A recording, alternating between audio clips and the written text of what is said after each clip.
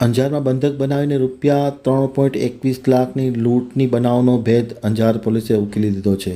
4 આરોપીઓ ઝડપાયા છે। 3.21 લાખનો મુદ્દામાલ કબજે કરવામાં આવ્યો। હવે જોઈએ અંજાર આમતક ન્યૂઝ બ્યુરોમાંથી વિસ્તૃત અહેવાલ। અંજારમાં ગત તારીખ 24 ડિસેમ્બરના રોજ બનેલા લૂંટના બનાવનો ભેદ પોલીસે ઉકેલી નાખ્યો છે। ગુનામાં હિતેશ સોડા કોલીના ઘરે અજાણ્યા શખ્સો આવ્યા હતા અને છરીધારિયા જેવા ઘાતક હથિયારો સાથે ભોગ બનનારને બંધક બનાવવામાં હતા। દરમિયાનમાં હાથ મોઢું બાંધી ઘરમાં માતાના દાગીના અને અન્ય વસ્તુ એમ મળીને કુલ 77,000ની લૂંટ કરીને આરોપી પલાયન થઈ ગયો હતો। ત્યારે અલગ અલગ પ્રકારના સોર્સિસના આધારે આખરે લૂંટારા ગેંગને પકડી પાડવામાં આવે છે, જેમાં અલ્કેશ બાબુભાઈ કોલી ઉંમર વર્ષ 23, plot number 146, અણમોલ society, Meghpar Borichi, તાલુકો અંજાર, મૂળ રહે આડેસર, તાલુકો રાપર, કચ્છ। રમેશ ઉર્ફે ગરીબ પરબત કોલી ઉંમર વર્ષ 24, રહેવાસી આદેશ ટાવર પાછળ, મહેશનગર, ઝુંપડપટ્ટી, મુન્દ્રા, કચ્છ, મૂળ ખાનપર, તાલુકો રાપર, કચ્છ।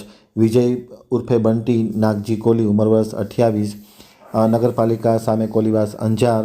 ખેતો ઉર્ફે ધર્મેશ જવાહર કોલી ઉંમર વર્ષ 25, રહેવાસી રોટરી ક્લબ ભવાનીપુર બાજુમાં, ભચાઉ, કચ્છ પકડી પાડવામાં છે। જ્યારે વિનોદ ઉર્ફે કાળો કોલી અને હરેશ ઉર્ફે હરિનારાયણ કોલી તથા જીગર ધીંગા કોલી અને સુરેશ મોતી કોલીની સંડોવણી ખુલી છે, જેને પકડવા માટે પોલીસે ચક્રો ગતિમાન કર્યા છે અને લૂંટમાં ગયેલા વસ્તુઓ ઉપરાંત 3.21 લાખનો મુદ્દામાલ પણ કબજે કરવામાં આવ્યો છે। આરોપી પૈકી વિજય તથા રમેશ ગુનાહિત ઇતિહાસ ધરાવે છે। કામગીરીમાં અંજારના પ્રોબેશનલ IPS વિકાસ યાદવ તથા police inspector AR Gohil, police sub inspector JR Chudasama, BS Chauhan તથા સ્ટાફ રોકાયો હતો।